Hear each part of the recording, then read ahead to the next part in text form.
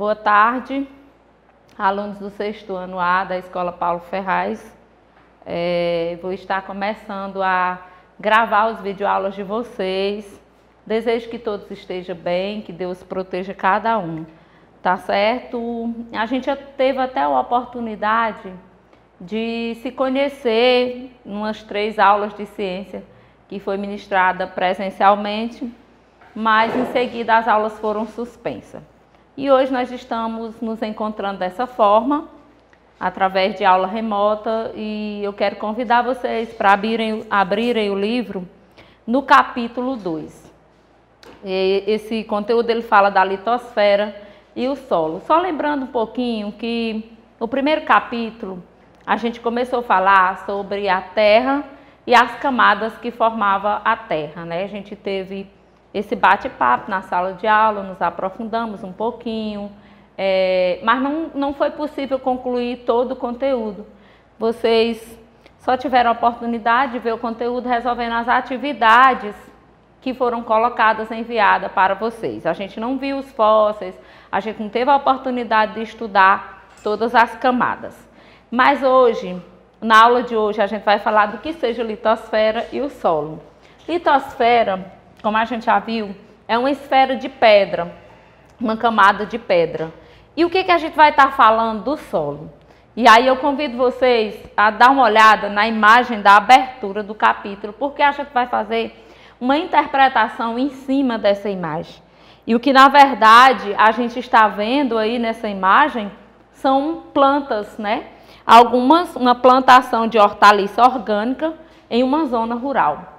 E aí, pessoal, é onde exatamente entra a importância do solo, do cuidado do solo, da preservação do solo, até porque a gente sabe que os alimentos, todos os alimentos praticamente que a gente ingere, que a gente consome no nosso dia a dia, eles são plantados na terra, eles são plantados no solo. E aí, eis a questão da importância desse recurso, né? E ele diz assim, o solo é a base para a produção de todos os alimentos.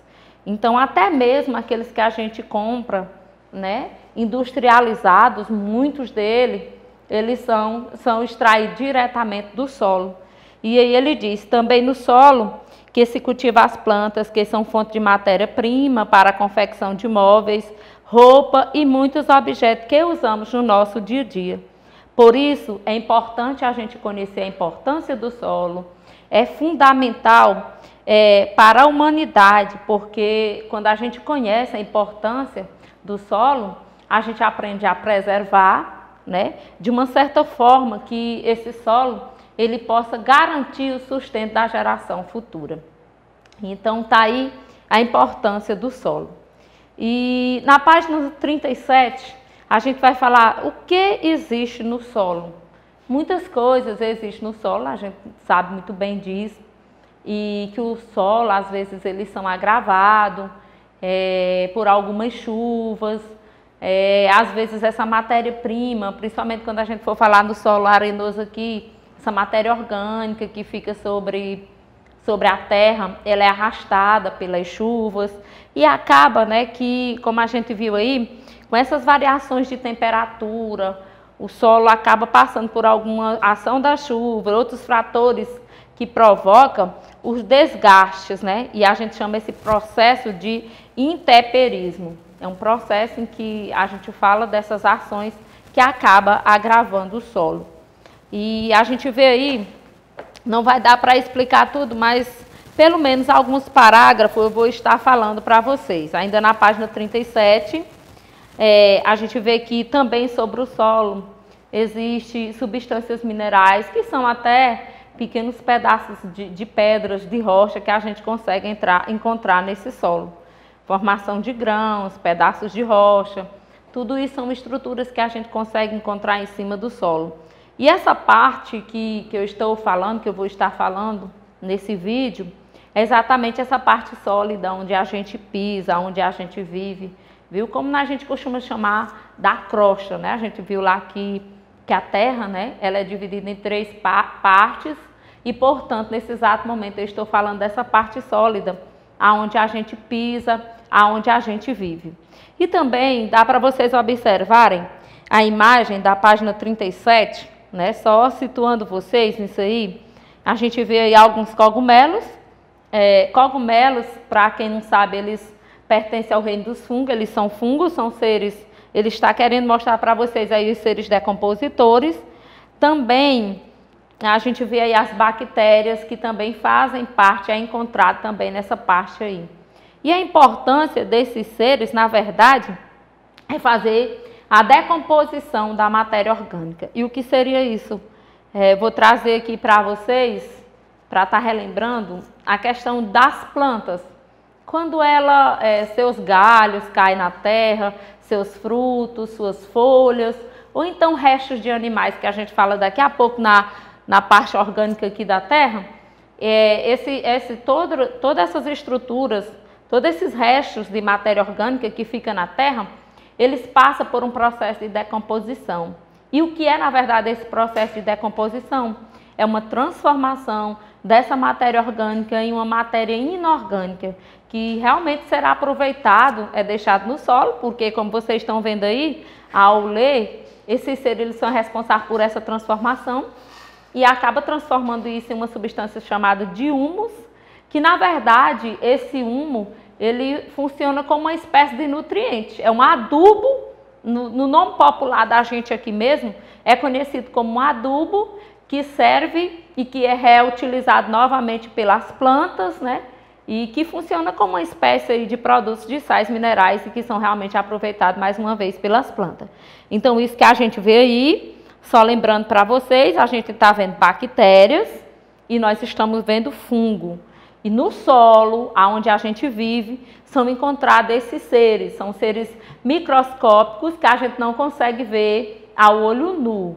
Aí, como ele colocou para vocês o cogumelo a gente sim consegue ver ao olho nu, tá? Então, mas existe alguns tipos de fungos, como os bolouros, que se manifestam em pão, que a gente só vai conseguir realmente ver através de um microscópio. Pois também na terra a gente consegue encontrar, tá, pessoal, esses seres, e que esses seres, porque normalmente quando a gente fala de bactéria, a primeira impressão que vem na nossa mente é que a gente vai estar falando de um ser maléfico. Mas eu quero adiantar para vocês que a grande maioria das bactérias elas são seres benéficos e poucos são maléficos, que são as causadoras de doença. Portanto, em relação a essa bactéria que vocês estão vendo a imagem no livro de vocês, essas aí, elas ajudam a fazer a decomposição. E alguns outros livros de ciência chamam esses seres como verdadeiros faxineiros da natureza, ou seja, são eles responsáveis pela limpeza do meio ambiente, tá certo? Então, não tem como a gente falar tudo para vocês, mas aí depois vocês vão estar tirando as dúvidas com a gente, tá bom? E aí a gente vai lá para a página 38. Na página 38 nós vamos falar sobre o quê? Se vocês observarem essa imagem a gente vai estar falando sobre a composição do solo, que eu até coloquei para vocês aqui, né? O solo é composto de uma parte mineral e de uma parte orgânica. E sempre que eu falar de parte mineral, a gente vai estar falando de pedacinhos de areias, de pedaços de rochas, que a gente sempre encontra. Nós vamos estar encontrando aí na superfície aqui sólida, onde a gente pisa, a gente sempre encontra essa parte, que na verdade é chamada de parte mineral. E aí o livro de vocês, né, ele até fala também que é aquela que se origina da desagregação das rochas, ou seja, são pedaços pequenos que se soltam de algumas rochas, são aquelas pedrinhas pequenininhas que a gente encontra, né, ali juntamente misturado com areia, juntamente misturado com argila, vai depender do solo onde a gente esteja pisando. E a outra parte é a parte orgânica, que essa parte eu gostaria que vocês gravassem isso na memória, com relação à parte orgânica, é sempre uma parte que ela é formada por restos de planta, que é folhas, galhos, frutos, restos de animais, ossos, tecidos, fezes, ou de seres vivos, como bactérias e fungo. Aí, sexto ano, eu convido vocês a dar uma olhada nessa imagem que a gente tem aí no livro de vocês. A gente começa de baixo para cima. Embaixo a gente tem a rocha matriz, a principal rocha, que também faz parte aí do solo do qual a gente está falando. Depois, a gente vê fragmentos de rocha, que são pequenos pedaços de rochas que tem aí. Em seguida, a gente já trata dessa parte, a parte mineral, e agora a gente fala dessa parte orgânica, que eu acabei de falar para vocês, que é a parte formada por restos de planta, a parte formada por restos de animais e a parte formada também por fungos e também por bactérias, tá certo? E aí eu convido vocês a dar uma olhadazinha aí.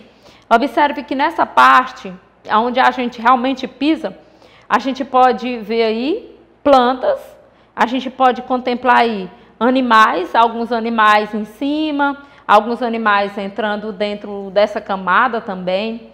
E a gente pode ver, né, restos de alguns seres aí que são cogumelos, que na verdade são os fungos.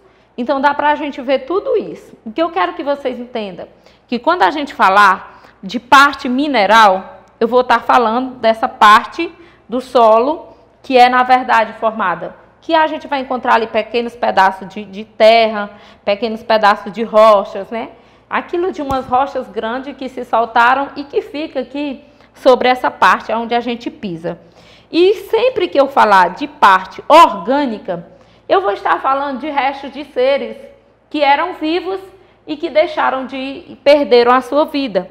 Como no caso das plantas, já falei para vocês, cai lá no solo, folha, cai lá no solo, galhos, cai lá no solo, restos de fruta. E assim como os animais que morrem também, fica lá os ossos, fica lá o tecido, né? Fica as fezes que, na verdade, são até utilizadas também como adubo para o próprio solo. E, como eu já falei para vocês, a importância aí dos seres decompositores, porque sem eles o planeta seria uma verdadeira sujeira. Então, eles pegam toda essa parte que cai aqui, a matéria orgânica, e transformam em matéria inorgânica, fertilizando a terra. Tá? Então, isso aí é a imagem, mostrando. Qualquer dúvida sobre a imagem, vocês podem estar conversando comigo. Observe que a gente encontra aí, é como se fosse uma espécie de minhoca, eu não posso garantir que realmente aí sejam minhocas. A gente vê também dentro do solo as raízes, né, porque tem uma grande utilidade, é muito bom. Segundo a ciência, as raízes das plantas, elas abrem os caminhos para as águas da chuva se infiltrar mais rapidamente. Então, eis a importância do solo quando ele é plantado, quando nele tem bastante árvore, porque essas raízes elas fazem com que a água, seguindo o caminho das raízes, elas acabam se infiltrando, né? E daqui a pouco a gente fala também do lençol freático, que normalmente a gente pode falar do município de Alferraz.